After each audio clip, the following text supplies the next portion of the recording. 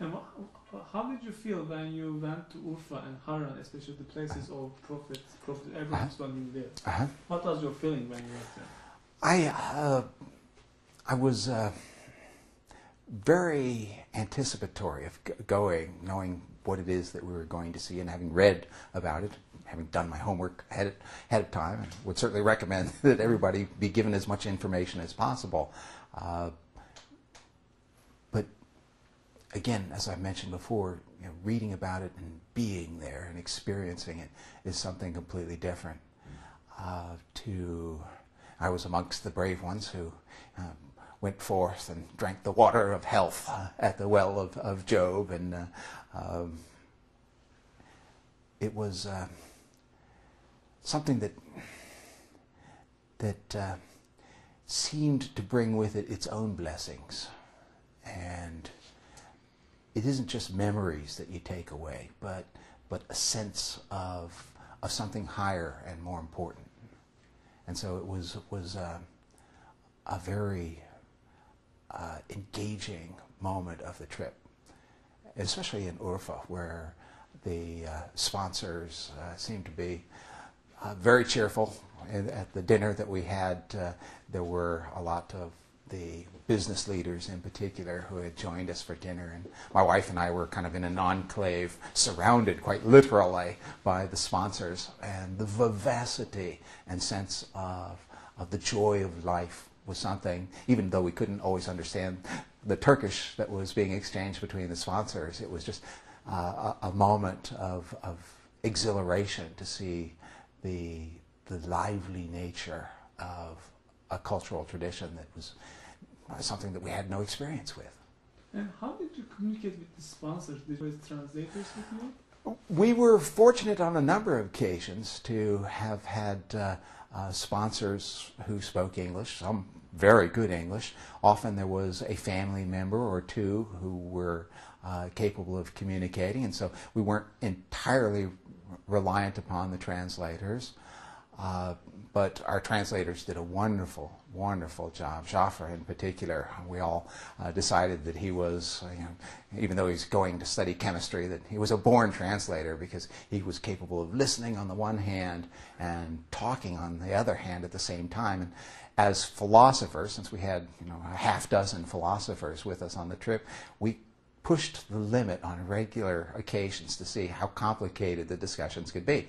Not only could Jafar handle the translation, but we found that the sponsors rose to the occasion, because it was clear that everything was being understood, and we kind of spiraled the ideas often to higher and higher planes of discussion, and came across with nights that passed by in what seemed like a moment, and frequently we were told, "Oh, it's time to go," but none of us wanted to leave.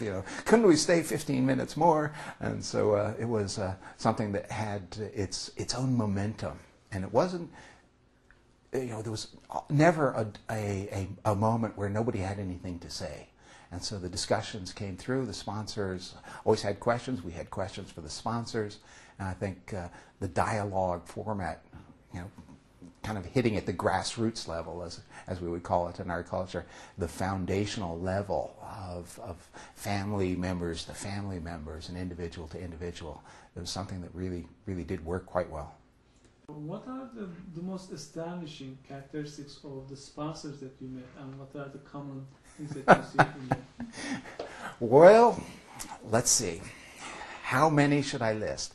First of all, the food was unbelievably good.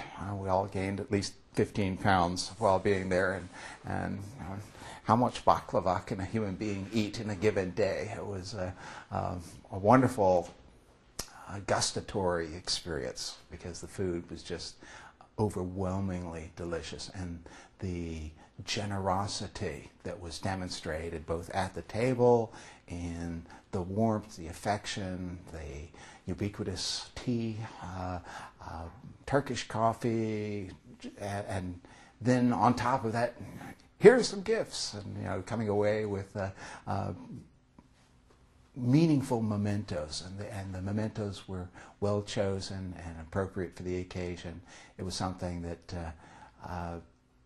just astounded my own sensibilities, and some of us were often reflecting upon the genuine nature of the charity that was shown, and commenting that many Christians could learn what it means to be charitable by the generosity that was being provided here. It was an outpouring of warmth and affection that knew no bounds.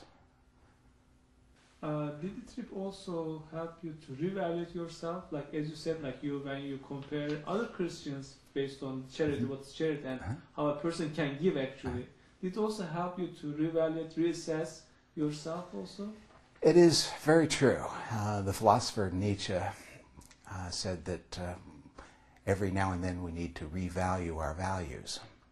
And this certainly provided an opportunity for rethinking a lot of the stereotypical assumptions, even as an intellectual, trained primarily as a Hellenist, and having for so many years the Greek perspective on things Turkish.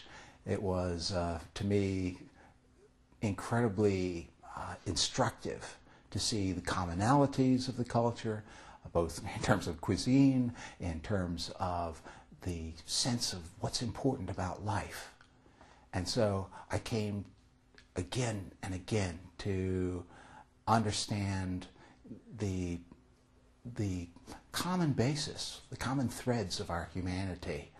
And so all of the barriers and the artificial fears broke down in regards to Turkey, and I can't wait to go back. When you conveyed this experience to your students, what was their reaction? What is their reaction? Well, in Oklahoma, they need a great deal of instruction in regards to kind of opening their eyes to other experiences. For many of the students, California or New York City, that's another world. And so being in the heartland has its drawbacks in terms of trying to get them to understand alternative forms of cultural tradition. But I think that given the growing unity of world affairs in particular as a result of politics and technology, that there are probably greater and greater avenues for getting them to appreciate that they're a part of the world. And this is a part of the world that I think is ideally situated to be a great brokerage house of cultural traditions, religious traditions as well, between East and West. Geographically, Turkey is in an ideal spot to be the mediator between East and West. And so I think that we're at the avant-garde level, the beginnings of a new interface between East and West. And I think Turkey is going to play a large role in that. And I think the students will wake up to that in time.